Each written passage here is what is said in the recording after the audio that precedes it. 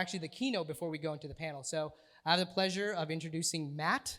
He is the co-founder and CTO of Flock Safety. And again, tonight's topic is growing your tech talent and team. And if you guys didn't know about Flock Safety, but they have grown since 2017 to about 600 people. That's about 100 people a year. That's phenomenal growth from like a headcount perspective. But they're also doing a lot of innovative stuff, and they're focusing on a vehicle thumbprint technology that is pretty unique, and I don't know if you'll touch on a lot of that, but we want to always start off the evening with 15 minutes of inspiration to really talk about how did Flock Safety do it. And Matt is not a first-time entrepreneur. He's done this several times. He's been in ed tech, a couple of different companies, and a Georgia Tech grad. So any Georgia Tech folks in here? Any jackets? Nice. Yeah, so Matt, go Dogs. So Matt's a Georgia Tech grad, but excited to have him, and I'm going to turn the floor over to him to talk about the story of scaling, growing, firing, maybe whatever else. So over to you, Matt. Thanks. Appreciate it. Awesome. Thank you all. Nice to meet everyone. And yeah, Georgia Tech, we don't really have any leg to stand on in terms of the dogs versus jackets debate anymore, so I'm just going to let you guys have that one. I'm excited to talk to everyone today about sort of the story of Flock and my story behind it. We're going to kind of separate things into two areas, kind of those early few key hires. I know there's a lot of folks in the early stages here. And then talk about, okay, now that you kind of have had something, you kind of maybe hit a spark, how do you then scale that? But, you know, a little bit about me. I am founder and CTO of Flock Safety. I'm from the area. I grew up in Marietta, and I'm excited to share a little bit about our journey to get here. So, like I said, back in 2017, we started Flock, and this is my co-founder, Garrett. CEO, we'd worked together at a previous company. I think, you know, for the folks that are in the very early stages, it's really important, and I can't understress enough how important the founding team is. It really is like a marriage. You know, you need to be able to have very hard conversations with your co-founders, your partners. Things are not going to be easy. There's going to be a lot of emotion. And so having people that you can be fully honest and transparent with, and also a good balance of skill set, is arguably more important than anything else. It didn't matter. When we set out to start the company, we knew we wanted to start a company. It didn't really matter what the product was. We knew we would figure that out eventually, but what was important is that we knew we had a really good team that we could build something whenever we kind of hit that spark. And so just kind of a brief look at the first year here. You know, things moved a little slowly at first and then kind of got really crazy. We started the company in March of 2017. And I think to call out a little bit, I know you guys sound like had a product market fit talk last time around, but one thing that was unique that I think worked really well for us is that despite us both being technical, my co-founder is a double E, I'm a CS grad, we are still very sales first and very product minded. We didn't write a single line of code until we had somebody willing to pay us money, because it didn't make sense to. You're gonna spend all your time building something and then finding out it's the wrong thing. And it's really important those first few people, those people trying to give you money, it's not your friends, it's not your grandma, right? It's like an actual target customer for you. And once we found that, we said, okay, this is really exciting. People wanna pay us. Now we have to build it. And so went through that journey. We went through the Y Combinator program, which I would absolutely recommend. That program or any other similar accelerator program really does a wonder to enhance your network and also give you great perspective. Our product worked for the first time a few years into the business. We had our first crime solved. And if you're not too familiar with our product, I won't get super deep into it, but the product actually worked. We actually helped solve a robbery due to our product. And that was what really gave us a lot of excitement and sort of an inflection point for the business. With that, we were able to raise a round of funding, and we came back home to start making our first hires. So thinking about the first hires, you know, what's important? You want, for these first few people, you need to really have people that are fully acting like owners and fully believe in the mission. There's no real time early on to, be able to, write cards or tickets or explain to someone. We hired people, and every person in this picture had a defined ownership, right? And it was like, okay, you're gonna focus on hardware, you're gonna focus on sales, you're gonna do marketing, and you just have to have that trust with these people, because everybody needs to be going at their top speed, and you need to be able to know that they have the best interest and they're gonna basically accomplish the goals of the business without you having to get your hands in everything. There needs to be a very high level of trust at this stage. Now, in terms of how you find them, right? So we'll talk through a few stages here in terms of these first few employees. I think there's one phrase that I heard a lot in Y Combinator that stuck with me, is this concept of always be firing yourself. Before even thinking about hiring someone, you should ask yourself, do we need to hire this person, right? And it's your job as an entrepreneur or as a founder, as an early employee, to think about, okay, there's a problem in the business. I'm gonna run into that fire head on, and I'm gonna figure out one of three things. I'm either gonna put out the fire, and cool, that's great, no hire needed, fire's gone. Or I'm gonna decide, actually, I'm just gonna let this fire burn, and that's okay. There's gonna be a lot of fires. You need to decide which ones to let burn and which ones to sort of work on. And third case, you say, okay, great. I know enough about this problem now to where I know exactly the profile of the person I'm looking for. But you're not gonna be able to make a great hiring choice until you've actually gotten to that point and you have the hands-on experience to know, okay, this is a problem, it's something the business needs to solve, and I know exactly the skill set required to do it. Along those lines, I found it really helpful. I think there's a lot of value in recruiting at scale stages, but in these early stages, you want the people that are gonna be excited when a founder or a CTO or a CEO picks up the phone or sends them a message on LinkedIn, because the people that you want to sort of live and breathe your company at the early stage, they're probably not going to respond to recruiters. They want to feel like an owner to a degree, and you need to let them feel that way. And so I found a lot of success just doing cold outreach. If you're in the very early stages and you're talking to a recruiter, it's similar to kind of point number one here. Just like get your hands dirty, do the work yourself. You'll figure it out along the way. And we'll talk about this last one in a little bit more, but very important before you dive in to understand what success looks like for these people. We'll dive into that in a minute. A few things here to touch on when when you found some people, now you're trying to evaluate their effectiveness and, are they the culture that you want to breed in your company? And two terms or two phrases that I really liked here. The first one is slope over intercept. It's a little bit mathematical, so sorry to the UGA folks in the room. But it's really, had to get one in. Really important. It's less important to me what kind of seniority someone's at. Are they a senior, are they a junior, or whatever. It's more about their trajectory and their velocity there, right? Because your company, with any luck, is going to grow at an extremely high velocity. You want people that will continue to grow with your company. And so we hired some great people early on that were fresh out of college. We hired some great people that have been in the industry for 20 years. It's fairly inconsequential to me what stage of your career you're at. It's more important, are you actively learning? Are you actively getting better? And those skills will help the early employees run into those fires and solve those problems. Similarly, I think it's important to factor both skill and will when you're looking at these people. Someone can have a really good set of hard skills, even soft skills to a degree, but if they don't have the will to constantly be getting better or constantly improving, that's going to be a tough hurdle to get over. And similarly, vice versa. You can have incredible will, and if you don't have the skills, you might not be a good fit. But truthfully, I'd rather take the bet on that person as opposed to the first person, because you know that you are signing up for basically jumping into the unknown, and you're going to encounter problems that no one on your team has solved before. And that will to tackle those problems is more important, I think, than whatever hard skills you've developed already in your career.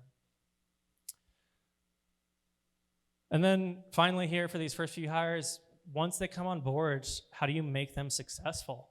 I think one thing that's fairly tactical that we've done, we still do this today in Flock, is that every engineer pushes to production on their first day.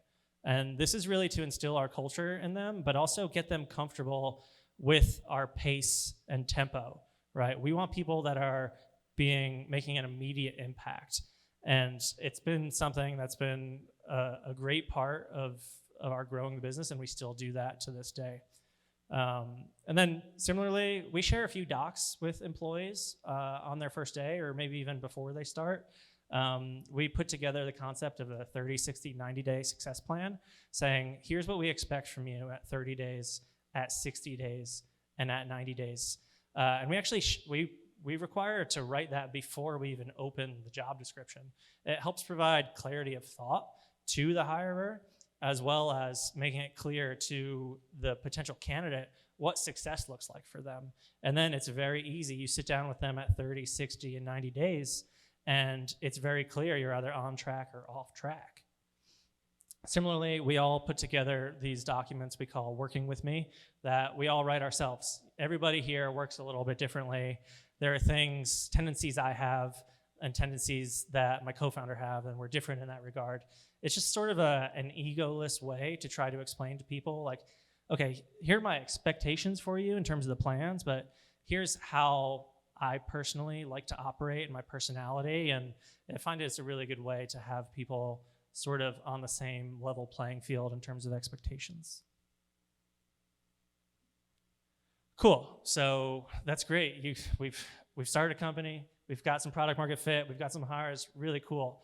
The inflection point that then happens is, okay, how do you scale this? You know, when it's just 10 people, when it's just 20 people, you're all sitting around a table, it's really easy. I was talking to some folks here tonight about this. It's really easy to just make a change and go. But, you know, the phrase is absolutely correct. With every person you add on the boat, it becomes harder to steer. And so once you start to hit this inflection point, you have to be really thoughtful, and arguably more so about actively fighting some of these bad habits that will just naturally happen. There's a tendency to want to add process, to want to, you know, figure out ways to better communicate and things like that, and add management layers and things like that. And I'm not negatively referring to any of these things, but you just have to be mindful of, are they going to add the right value, or is it just the natural consequence of scale that you're feeling? So a few things that we'd recommend sort of at this point. You know, we kind of hit this point a few years back, and really sort of, we'll show a graph here in a minute about our hiring and really sort of how things scaled. But one thing that I'd really recommend is, you know, really honestly, right about 10 to 20 employees, I really recommend writing your values down. They're gonna change, absolutely, but it's really important at that point to get something on paper, something that everybody can agree on and align on, and say, okay, this is the world we see, and these are the characteristics we want to exhibit. And I think there's a nice distinction here that we have between values and principles, and whereas values are what we believe, but the principles are how we act. And you can see, I believe here, these are Flock's values and principles. So these have taken many iterations. Like I said, we started talking about these pretty early on, arguably too late. You know, that's why I recommend 10 to 20 people. But they will change, you know. For example, this fourth value, protect the whole community, we added that just last year. Your business is changing, the macro environment is changing, everybody's learning and getting better. It's really important to constantly, treat your values and your company like you do a product, and constantly make iterations on it. Kind of one of the most important reasons for doing this and creating a good mission statement is just that you need to create a really good employer brand at this point. Those strategies that got you from 1 to 20 employees, where you were able to pick up that phone and talk to everybody, and they could naturally understand your values and principles just through communicating with you, those are going to break down. You know, there's too many people, there's too much hiring to be done. And so setting out a good framework of values, principles, and mission is a really good way to get everyone on the same page and just ensure that somebody can, come in for an interview or whatever it is and have a deep understanding of how everybody in the organization operates. Similarly, this is Flock's mission statement. Like I said, this has changed a bunch over time as well. Early on in the company, we were just focused on property crime. And that was sort of, what we were laser focused on. And then we were hearing from our customers that, actually we're using this technology to solve, other crimes, non-property crimes, some more serious. And we said, okay, wow, our product is being used in a way that we hadn't really anticipated. We should adjust accordingly. And so we put together our mission statement here that, don't need to go through here, but I think is just a testament to how important getting these types of things are to keep everyone aligned on the same page. And then this is, kind of a chart of our growth. I think it's a pretty wild chart to see. You can see kind of right around, December 2020 or 2020 as a whole, we really started to hit an inflection point with hiring. It's pretty wild, to be honest. I mean, for lack of a better term, there's a lot of people to bring into an org. And like I said, you have to actively fight some tendencies that will feel natural, but you have to be more engaged to get good people in the door. The saying is, as soon as you hire a B player, that B player hires a C player. So the longest you can keep that bar high for, I think, is crucial.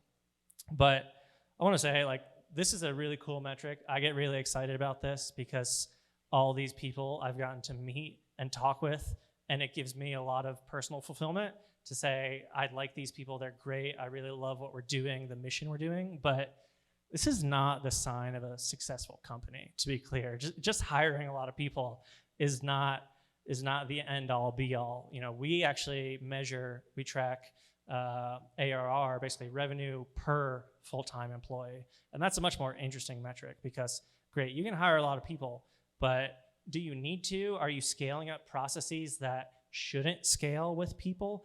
Ideally you're getting more efficient as you grow. And so you wanna be mindful of what we call vanity metrics, metrics that are probably always gonna be going up and to the right. And you feel good, yeah, we had more people this year than last year. That feels really good. But okay, that doesn't really tell the whole story, right? So be mindful of the metrics that can be a little bit deceiving in that regard. But having said all that, I think this is still the coolest stuff about it. We got the team together last year. I think we were at about 450 people. And I got to meet people that I'd never seen before entirely, or only seen on a Zoom before. It was pretty incredible to see. And we're doing this again in a month with about 700 people. And like I said, this is really the exciting part about it all. Getting to meet great people, getting to work with great people, that everyone is aligned on a common mission. I think it's just incredible, and there's nothing better than it. So that's it for me. I appreciate you all having me here. Thank you.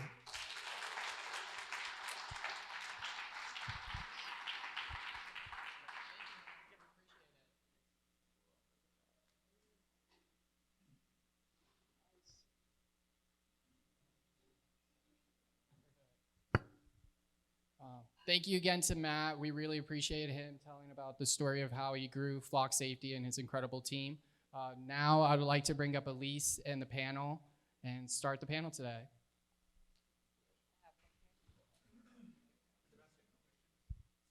Oh, do you want to do a Q&A? Oh, okay, here. If you don't mind, we're going to do a quick Q&A with Matt. Okay, cool. Yeah, sorry about that. Happy to take a few questions. Any Q&A, guys? Anyone want to ask Matt any questions? Cool.